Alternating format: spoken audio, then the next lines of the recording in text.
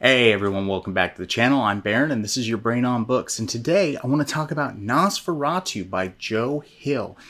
This is the first Joe Hill book I've ever picked up, and that might be a surprise. He's Stephen King's son. I'm a huge Stephen King fan. You might assume I just go out and I pick up his stuff immediately and just blast through it. Well, that hasn't been the case. Maybe it's fear of disappointment. I don't know. I've seen these kind of situations before where you have these people kind of following in the footsteps of their highly successful parents, whether that be in cinema or film or art or music or whatever.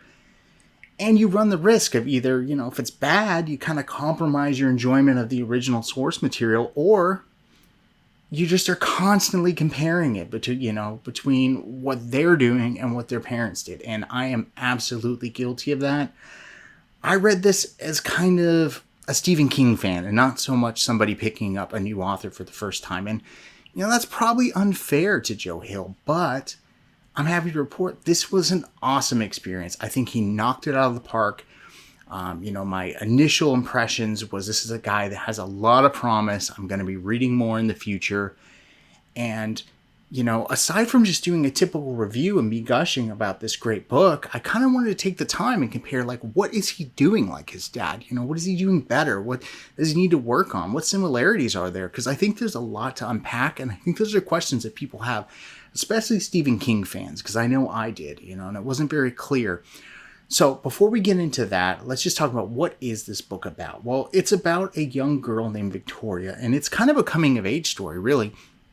You start off with her when she's a young girl, and it kind of ends up when she's a middle-aged woman, and she has a hard life, and it's laid out on the table completely. There's divorce and substance abuse and mental illness and all sorts of other things that just are wrapped up into this woman's journey. But at different periods of her life, she actually has these supernatural occurrences, and that's where the story really takes place.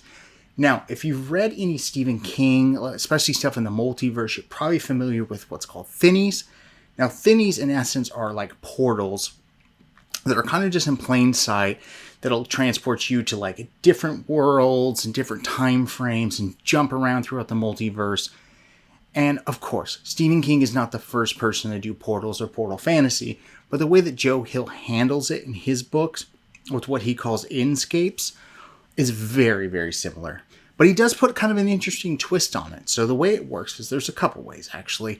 But with Victoria, you actually have her able to kind of harness her subconscious intent, almost like daydreaming, to create a bridge where she can ride her bike over and she can go find lost objects, and it might shoot her between places in the town to all the way, the other side of the country, So when she's young, it's kind of simple, harmless things. She's going and finding objects. But as she gets older, the stakes increase. And obviously I'll leave it at that because there's some really cool things that happen here. And then on the flip side, you have our main villain, Charlie Manx. And Charlie Manx, along with his henchman of sorts named Bing, are some of the creepiest villains that I've read. Joe Hill crushed it on this. Absolutely amazing. These are villains that I will not forget. He had the perfect balance of mystery and creepy and kind of fleshing out their backstories, but kind of leaving you with questions. It was just very, very well done. But aside from that, I'm getting off track here. So Manx's Inscape. Now he's actually able to use a totem object. And in this situation, it is his 1930s Rolls-Royce Wraith. That's a mouthful. Which has the nice license plate of N0S4A2, which, there you get the name of the book.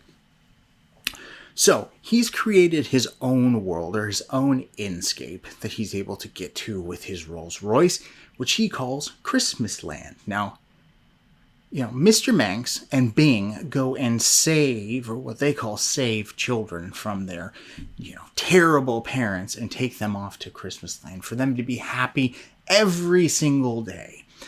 Well, at least that's how it's pitched, but I think you can assume, this being a horror novel, that's not really what happens here. So I'm going to leave it at that. I don't want to spoil anything more because this is an edge-of-your-seat ride. From the first 50 pages all the way to the end, this book does not let up. And that right there is the first big difference between what Joe's doing and what Mr. King does. Now, if you've read a lot of Stephen King, you know that the pacing is not always perfect. You know, they're big tomes. He's often said that, you know, they're kind of bloated here and there. Well, I love that stuff because when you have that situation, you really flesh out characters and a lot of cool things happen. You know, when you read a big Stephen King book, you have this rise of action and this big drop off, and then there's character development, maybe introduce some flashbacks, other tertiary characters. And then it goes up, and it does it again, and it goes up, and it does it again. And maybe on the last time you'll get some big conclusion, but sometimes it just falls off. And that's where people complain about his endings. But in Nosferatu and with Joe Hill, this is a completely linear story. And it's just so well plotted. This is a tight novel. I don't feel like there's any fat on this at all. It feels heavily edited, and I say that in a good way, to where you're not going to want to put this down. It reads like a thriller, but it's really not. And there's still kind of these like slower moments, especially these intimate moments within the family members of the story. But yet it's still, the plot progression is just still there so quickly. So really fantastic job from Joe. I think although staying true to his roots, I think he's kind of made an improvement on that regard over some of the stuff I read from King. I'm not saying King doesn't have good thrillers. I mean, you have like books like Misery and stuff. But just kind of on a high level, I think Joe really knocked it out of the park on this. So the next big difference aside from that is going to be just the general writing style and the flavor of what you're reading. Now, with King, you have kind of an edgy quality. You know, he's called like the blue-collar writer, the everyman's writer, and a lot of that makes sense. But there's just this unpolished feeling, especially to his early works, that even though he does have a decent command of prose and can really kind of change it to match the story, when you read early King, like Salem's Lot and The Dead Zone, The Shining, or whatever, there's this like undertone of angst throughout all of it that kind of just this atmosphere, I guess would be the best way to describe it. That is completely missing from this Joe Hill book. The prose are transparent, they're generic, it reads like newsstand fiction, which is okay. It still fits the story, but it didn't really pull me into any true dark atmosphere that I associate with Stephen King, or even a lot of other of its contemporaries. So I think that's an opportunity for Joe to continue, to work on. But like I said, this is the only book I've read from him, so that might be totally different somewhere else.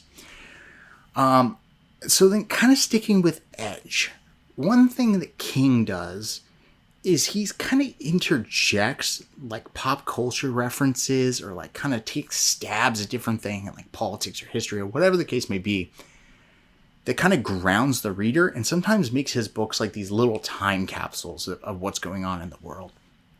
Now, one big issue I had with Nosferatu is I feel like Joe did this, but it just felt like shtick. It was so unnecessary and it felt forced, and every time it happened, it kind of just pulled me out of the story a little bit. I get what he's trying to do. He was trying to kind of stay with the same vibe, general sense of what he's expecting his readers to be, which are people like me who read Stephen King and said, I'll give this a try. So I get it, but it was a miss. It was a miss. I just hope that's not something he's consistent with going forward. But one other thing on a positive note that I will say that Joe does that I have not experienced in any of King's work is just kind of a general sense of whimsy. It's a horror book, but it doesn't feel weighty. There's creep factor to it, but this underlying like whimsical sense that kind of the way the portal system works. And then obviously you have this Christmas Land component, which, my brain immediately went to like Nightmare Before Christmas and stuff. And I don't know if that was the intent, but it's there and it was cool. And it just kind of added this little levity to when things were like overly dark. I'm not saying this is like the darkest, but there was a few instances of kind of controversial or kind of edgelord scenes that he put into this. So yeah, that was a great thing. I love when authors do that. It's one of the reasons I like authors like Neil Gaiman. They're able to like interject that whimsical quality into what is an otherwise really dark novel. So good job, Joe. Now, one other thing I do want to point out is I haven't seen this confirmed by either Mr. King or Joe Hill, But this book, to me, is undoubtedly connected to this, the King multiverse. I mean, there's references to Pennywise, the Overlook Hotel. There's vampirism in this that works more what you see in like Dr. Sleep than say like the sanguine style that is in typical horror fiction, which is just, as a real fan of the multiverse and like a Dark Tower fan, it was just so cool because not only do I just like it, it leads me to believe that, someday when King has to stop writing, that there's a chance that we're still going to get a lot of these characters and towns and all these things that we really enjoy as fans. It's going to keep going. Now, like I said, Joe hasn't confirmed this, but it seems overly obvious to anybody who's read Stephen King that there's some crossover here. So I hope to see more of that. So that leads me to my next point. I absolutely loved this book. It was not quite a 5-star read, but I did rate it 4 stars. Was a pleasant surprise. Out of every spooky story I read in October, this was the standout for me. And I'm going to continue with Joe Hill. I think the next one is probably going to be Heart-Shaped Box, maybe Horns. I think over time I'll probably get through all of them. He doesn't have that many books out. But that's probably going to be the next one for me. If you've read those, let me know. If you've read Nosferatu, just kind of what's your opinion? Is what I'm saying making sense? And I leave anything out, let me know below. Till next time, see ya.